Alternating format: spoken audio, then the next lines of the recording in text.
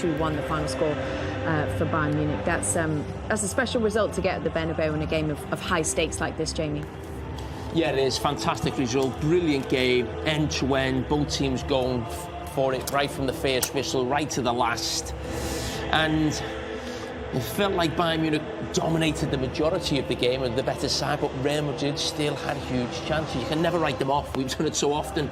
Well, certainly I have on this show, but they still got an outside chance. But for me, there's no doubt Bayern Munich are a far superior team to Real Madrid, but they're still alive. Just a quality game, wasn't it? We wanted it to deliver, and it really did. Some top performances. I thought Michael Olise was the best player on the pitch.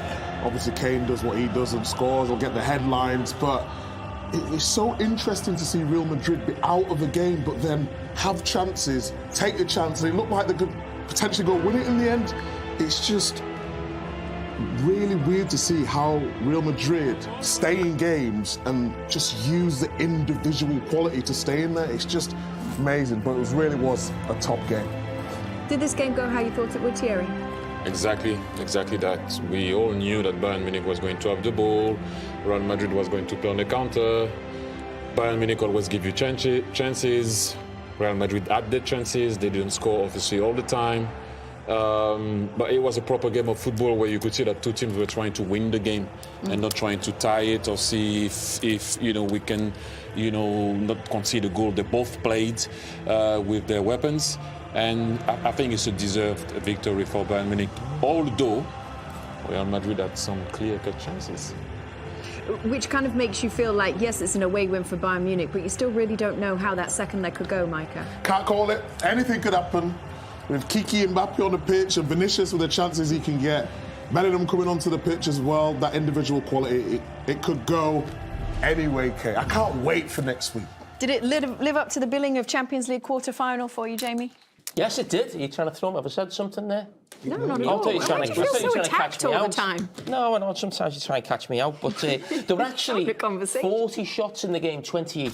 Real Madrid, Bayern Munich are kind of two sides that in Europe you always expect to perform at the very highest level. Did we see that in this quarter-final tonight? Yeah, and I said to Micah before the game, when you think of sort of European giants and a match-up, I was thinking, is Real Madrid, Bayern Munich almost feels like almost like the biggest game, the two real heavyweights of European football. Obviously, we know Real Madrid have got the most European cups. I think Bayern Munich maybe second. I might have that wrong. But, the biggest club in Germany, biggest club in Spain.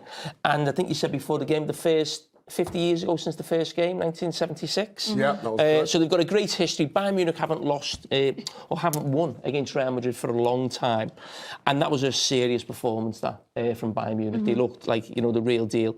Madrid, for me, aren't great, but they're still there. They're still in the game. They get the first goal in the second leg and it's game on. But, for me, when these two come up against each other, it feels like two of the biggest heavyweights in European football. OK, let's take you out to Peter and to Guillaume, who watched that game live at the Bernabéu. Did you guys enjoy it as much as we did? Oh, yes. This was a game that could have been won by the team that lost, but the better team was Bayern. Perhaps the best player of Bayern was the goalkeeper, would you say? Yeah, I totally agree with that. I mean, what a treat to be here and actually watch this quality of football. Two very different styles of attacking this kind of game. Obviously, with Real Madrid's experience at this stage, in this stadium. I said to you, Guillaume, I'm a little bit disappointed with how defensive they are. And you went, well, that's how they play in Europe. But also they have that thing where all of a sudden they turn it on. And I reckon that's minutes 60. Vini against Neuer, and Neuer closes the gap. Vini misses it, but the Bernabéu don't need a lot to start believing in miracles. It's like, oh, right, it's on, the miracle is on. 2-0 down, and they started believing. So before that, in the first hour, you heard the 4,000 Bayern fans. After that, it was the 76,000 Real Madrid fans you only heard. No, it's a fantastic place to watch football, and it was a really weird game in many, many ways. Absolutely top-class entertainment, no doubt about that. Michael Olise, I mean, what the player he is turning out to be. It's just an absolute joy just watching him play. But at the end of the day, Bayern win 2-1, and they only win 2-1 because Manuel Neuer played one of the best games he's ever played. That save from Mbappe, just after forcing Vini Jr. wide, that save is probably the best save I've seen all season. And the goal that Mbappe finally scored, he nearly saved that as well.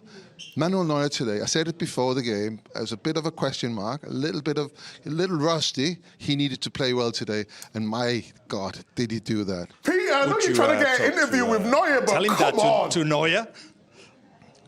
What? Say that again, sorry? I know you're trying to get an interview with Neuer, but Elise was by far the best player on the pitch. Come on! No, I can't argue with that. Okay. On the pitch, outside, with the ball, unbelievable. Seriously unbelievable. But one player got them the win today. That's Neuer. Had they scored, and it's 4 massive chances of 2 of the best players in the world, have they scored on them, they would have won Real Madrid. So, you know, Neuer for me, man of the match. Olise, what a player. And yes, we're trying to get a Neuer interview. Oh, yeah, absolutely. Yes. Well, I guess to back up what Peter said, Manuel Neuer was given man of the match for that game, who we will hopefully speak to alongside Peter shortly in Madrid. But yeah, So Michael, Peter was right, not Micah? well, we can all agree, though. I think everybody here at the table thinks that Michael Olise was special tonight. Yeah, by far the best. Him or Yamal?